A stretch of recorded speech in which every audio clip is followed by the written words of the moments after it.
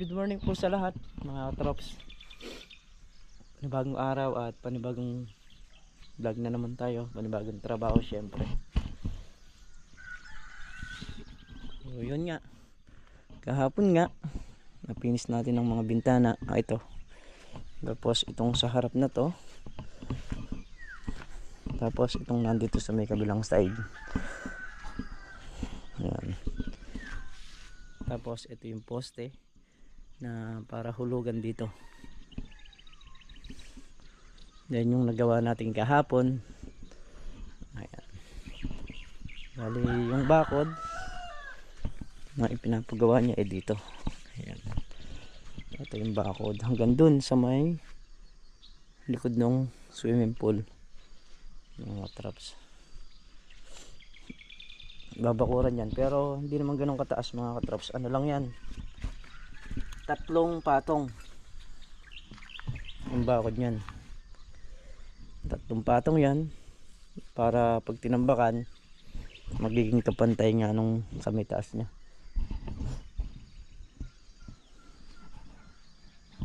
Ayun mga traps, bira na naman tayo. Kailangan kumayod, kaya nga pagka may lumalabas kailangan may pumapasok.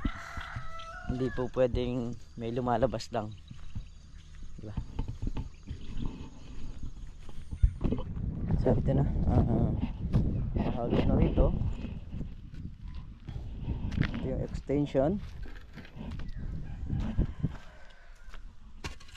Tapos yung lababo ipoporma na natin dyan. Ayun, pininis ko na rin yun. At yung loob nun di pa nakapinis. Ayun, pagka nayari na yung lababo natin sa kanan lang natin isasabay yung pagpinis sa paan nito saka yung sa loob na yan. Ayan, ito na yung gagawin namin ngayon para maikasa namin ng maayos at malagyan na rin ng bubong.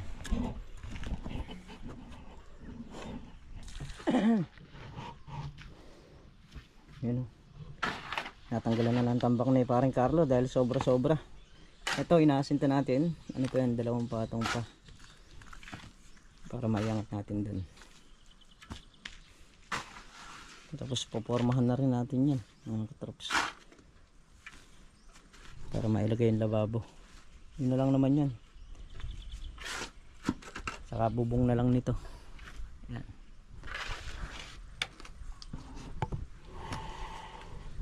At pag nayari nga kami rito doon naman sa bakod, yung pambakod pre, tapos itapambalen na kasubik, magkakita ka rin timekeeper. Yan, nagagayak na ng halos si parang Carlo. Ready na rin naman natin buhusan tong ano, yung flooring. So bali ito, hindi ko alam kung saan galing yung pinto na ito, salamin siya pero nalagyan siya ng sticker.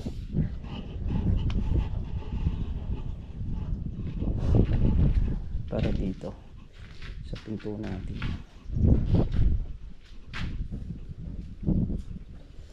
Tapos babanyuhin na lang ng minsan yan, lilinisin natin.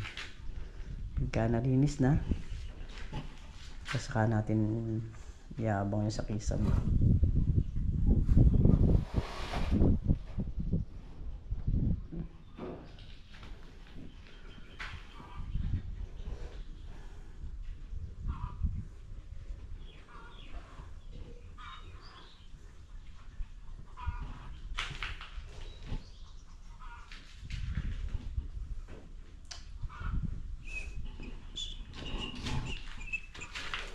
Pwede nang lagyan ng ano to, pwede nang lagyan ng bintana. Sa kuryente naman nakakaabang na rin yan.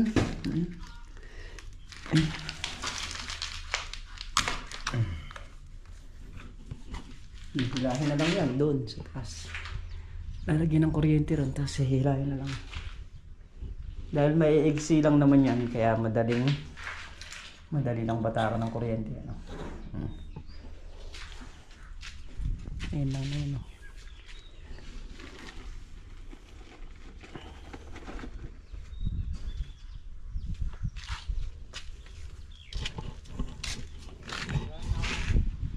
Ha?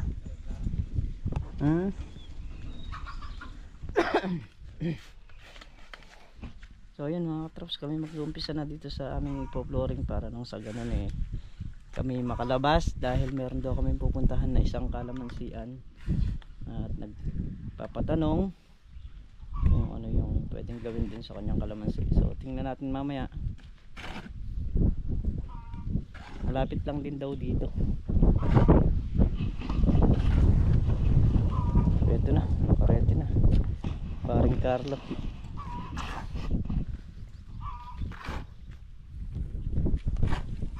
Pwede na. Di ko maintindihan kung bakit laging napagtritripan.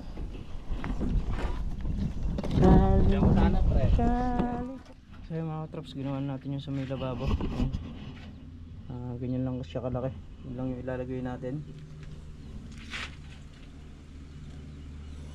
Bali 2:39 ang tanghali, nakapag flooring na rin tayo.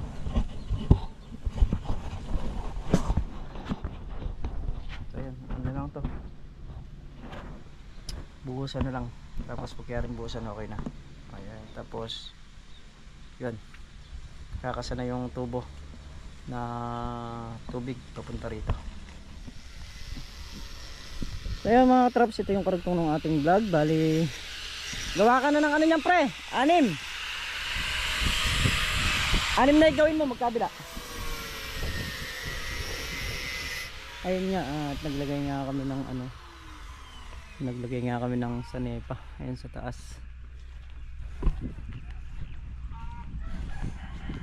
Ayun, pinalagyan ng sanepa yung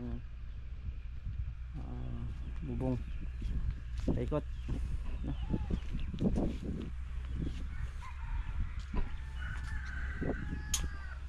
Puro welding kami ngayon tsaka grinder dahil dito maglalagay kami ng bubong. Nangati yung mata ko. Ay, parang ganyan ko lalabasan niya. Titingnan natin, tanong muna natin sa kanya kung paano gusto niya yung forma niya. Ayan o. Kasi hindi nalagyan ng pag ganon, parang pinaka brace lang kasi yun eh, yung pinakataas na yun. So yun mga traps, process na dahil lang pre, tutulakan ko yan kasi medyo naka-ikom yung bakal, hindi naman pantay. Dali, tanggalin mo yung ano, tanggalin mo yung kon mo na yun. Hindi na nilibilan. Oo. Itutulak ko lang naman din yan eh. O, tinan mo dyan sa kabila. Tinan mo dyan sa kabila, dyan mo ninibilin. Sobra. Sobra? O. Yan. O, hige. Bira.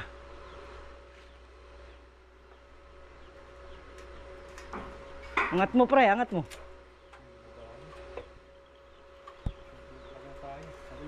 Ha? King? Ay! Ah! Naksok doon ka sa hagdanan. Kamu lang na. Ah. Sumobra. Yan. Okay, bira. Sputan mo muna. Hindi nakatapat sa bakal. Oh. Tapat mo sa bakal ha. Okay.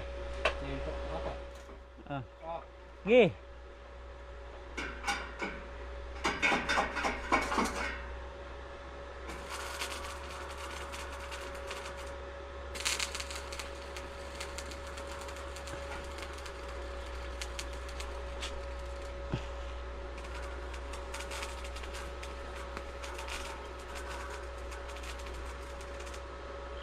Okay na?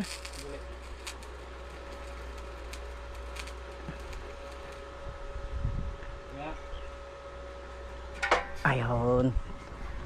Okay na. Na? Oo.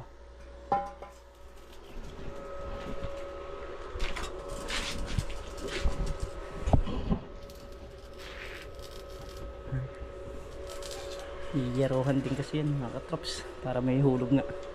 Ayun yung tinrabaho namin kahapon.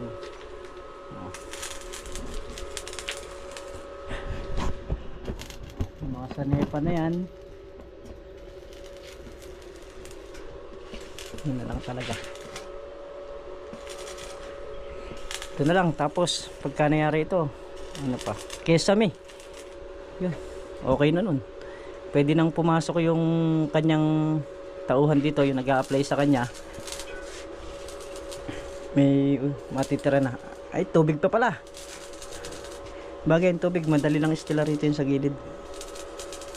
Tapos kuryente. Kuryente, hindi natin alam yung kuryente. Si ano mag-iistila nun, iba yung mag-iistila ng kuryente. Talagang alam niyo na, pagdating sa kuryente wala tayong alam. Hindi tayo pwedeng umasa sa YouTube yung manunood ka tapos gagayahin mo. Ayoko. Mainom na yung sila na lang, yung nakakaalam talaga. So yun mga katrops, bali nagbububong na nga tayo. Tayo yung bumabare na rito sa mga yero ngayon. Tuloy na natin to. Ayan. Yun o, isa na lang. Yun yung yero na yun. Tapos bukas ng maga ko nakakatin yung sa may taas kasi yun o, babaklas ko yung isang yero doon, isisiwang natin para makapag tornilyo tayo. Lalagay na rin ni paring Carlo yung poste ng kuryente para malagyan na ng Meralco. Ayabot muna sa akin yung ano. Ha? Puputol. Saan? Bakit?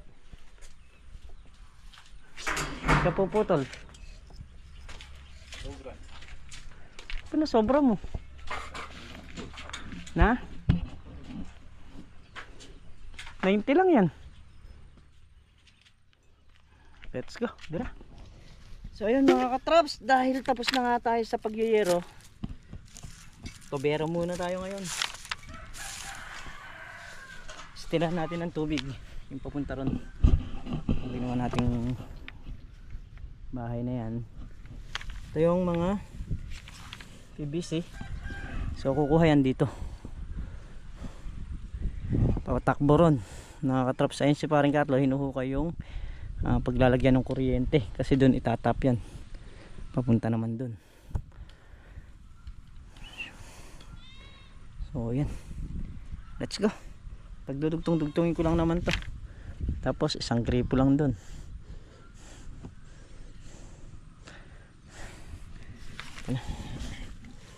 Bira na tayo. So yun mga katraps, ayun yung tubo ng kuryente, ayun nakatayo na. Tapos yung inistila natin, ayun, tatabunan na lang yan mga katraps at gumagana na rin yan. Yun na.